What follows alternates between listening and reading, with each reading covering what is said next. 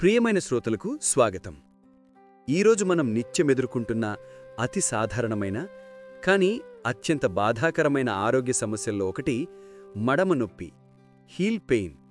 పాదాలు లేకపోతే మనం ఒక్కడుగు కూడా వేయలేం. మడమ నొప్పి మన దైనందిన జీవితాన్ని ఎంతగా ప్రభావితం చేస్తుందంటే ఉదయం బెడ్ నుండి లేవగానే నేలమీద అడుగు పెట్టాలంటేనే భయమేస్తుంది. ఆ మొదటి అడుగు వేసేటప్పుడు వచ్చే తీవ్రమైన నొప్పి గురించి అనుభవించిన వారికే తెలుస్తుంది. ఈ బాధ మన ఉత్సాహాన్ని, మన నడకను, పరుగును అన్నీ ఆపేస్తుంది. అసలు మడమ నొప్పి ఎందుకు వస్తుంది? దీని వెనుక దాగి ఉన్న లోతైన సైన్స్ ఏంటే? కేవలం మందులపై ఆధారపడకుండా పోషక విలువలతో, సులభమైన ఇంటి చిట్కాలతో దీన్ని శాశ్వతంగా ఎలా తగ్గించుకోవచ్చో ఈ వీడియోలో వివరంగా తెలుసుకుందాం.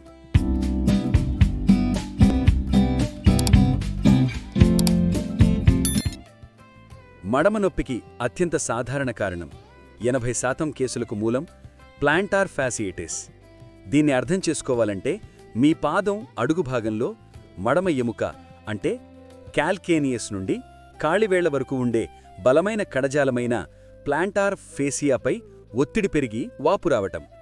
ఈ ఫాసియా ఒక బలమైన తాడులాగా పనిచేస్తూ మనం నడిచేటప్పుడు ఒత్తిడిని గ్రహిస్తుంది. అయితే ఎక్కువసేపు నిలబడటం, సరైన సపోర్ట్ లేని చెప్పులు వాడటం, లేదా పెరిగిన బరువు కారణంగా ఈ తీగ అతిగా సాగినప్పుడు లేదా చిరిగినప్పుడు వాపు మొదలవుతుంది. ఈ సమస్య 40 నుండి 60 సంవత్సరాల మధ్య వయసు, అధిక శరీర బరువు ఉన్నవారిలో, అలాగే నిరంతరం గట్టి ఉపరితలాలపై నిలబడే ఉద్యోగాలు చేసేవారిలో ఎక్కువగా కనిపిస్తుందని పరిశోధనలు చెప్తున్నాయి. ఇక్కడ ఇంకో విషయం ఏమిటంటే పాదాల వంపు తక్కువగా అంటే ఫ్లాట్ ఫీట్గా లేదా ఎక్కువగా అంటే హై ఆర్చ్గా ఉన్నవారికి కూడా ఈ ఫాసియాపై ఒత్తిడి పెరిగి నొప్పి వచ్చే అవకాశం ఉంది. మడమ నొప్పికి తెలియని కారణాలు. యూరిక్ యాసిడ్ పాత్ర.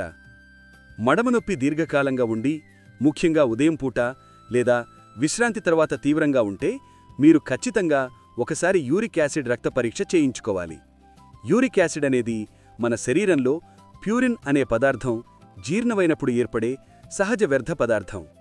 మూత్రపిండాలు దీన్ని సరిగ్గా ఫిల్టర్ చేయనప్పుడు ఈ యాసిడ్ మన కీళ్లలో, ముఖ్యంగా మడమ భాగంలో క్రిస్టల్స్ అంటే స్ఫటికాల రూపంలో పేరుకుపోతుంది. దీన్నే గౌట్ అంటారు. ఈ క్రిస్టల్స్ సూదుల్లాగా కీలు కణజాలాన్ని గుచ్చి భరించలేని వేడితో కూడిన తీవ్రమైన నొప్పిని కలిగిస్తాయి.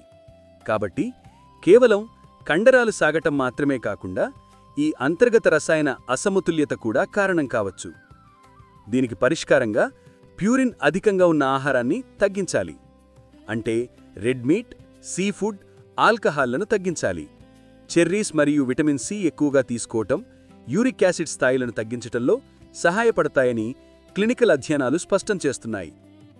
ఆధునిక ఫ్లోరింగ్ సమస్య మరియు తక్షణ ఉపశమనం.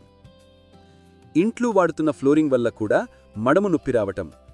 పాతకాలపు సిమెంటు ఫ్లోరింగ్తో పోలిస్తే ఈ రోజుల్లో ఇళ్ల నిర్మాణంలో వాడే పాలరాతి బండలు, గ్రెనైట్ లేదా రకరకాల చల్లని టైల్సు చలిని విపరీతంగా నిల్వ చేసుకుంటాయి.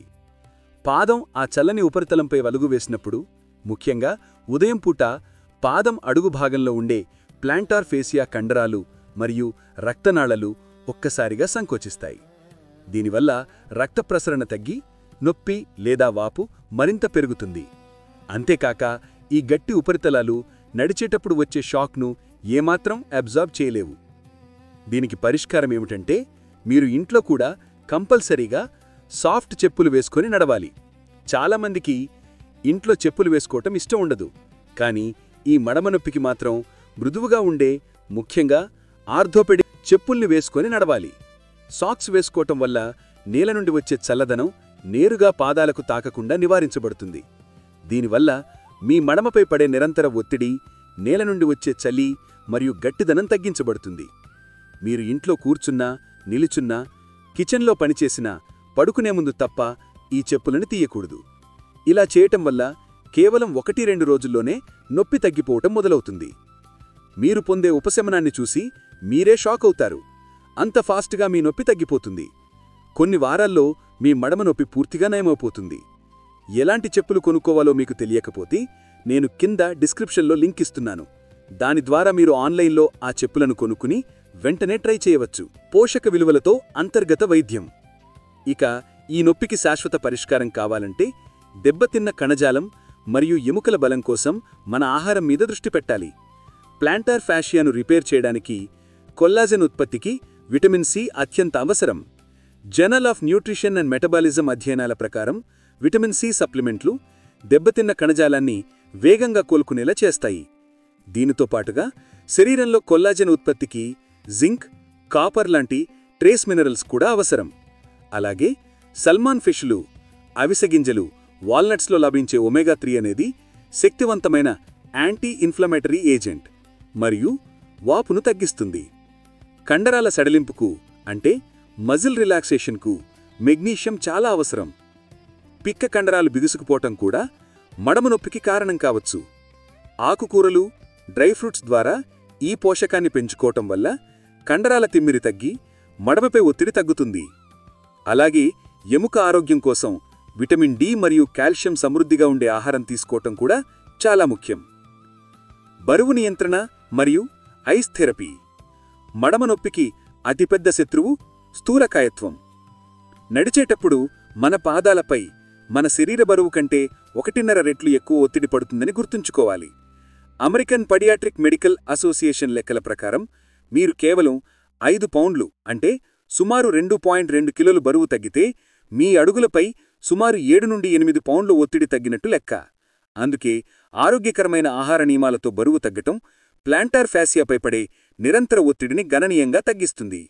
చివరిగా మడమ నొప్పి ఉన్నవారు ముఖ్యంగా ఉదయం బెడ్ దిగే ముందు మరియు రాత్రి పడుకునే ముందు తప్పనిసరిగా స్ట్రెచ్చింగ్ వ్యాయామాలు చేయాలి. గోడకు వెదురుగా నిలబడి చేసే కాల్ఫ్ మజిల్ స్ట్రెచ్ మరియు టవెల్ స్ట్రెచ్ అంటే టవెల్తో పాదాన్ని మీ వైపుకు లాగటం చేయటం వల్ల దెబ్బతిన్న కణజాలం సాగి ఉదయం నొప్పి తగ్గుతుంది. అలాగే వాపును తగ్గించడానికి ఐస్ థెరపీని రోజుకు 2-3 సార్లు 10 నిమిషాల పాటు ఉపయోగించాలి. మడమ నొప్పికి గల కారణం ప్లాంటార్ ఫ్యాసియిటిస్సా, యూరిక్ యాసిడా లేక ఫ్లోరింగ్ వల్ల అనేది తెలుసుకుని సరైన పోషక విలువలు, బరువు నియంత్రణ, సరైన షూలు మరియు క్రమం తప్పని స్ట్రెచ్చింగ్లను మీ దినచర్యలో భాగం చేసుకుంటే మీరు తప్పకుండా విముక్తి పొందగలరు. మళ్లీ ఉల్లాసంగా నొప్పి లేకుండా నడవడానికి ఈ చిట్కాలు మీకు ఉపయోగపడతాయని ఆశిస్తున్నాను.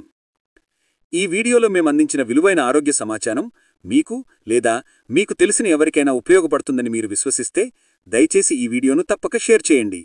ఈ ప్రయత్నాన్ని అభినందిస్తూ లైక్ చేయండి మరియు ఇలాంటి మరెన్నో ఆరోగ్య రహస్యాలు, సైంటిఫిక్ ఆధారాలతో కూడిన పరిష్కారాలను తెలుసుకోవడానికి వెంటనే మా ఛానల్ని సబ్స్క్రైబ్ చేసుకోండి.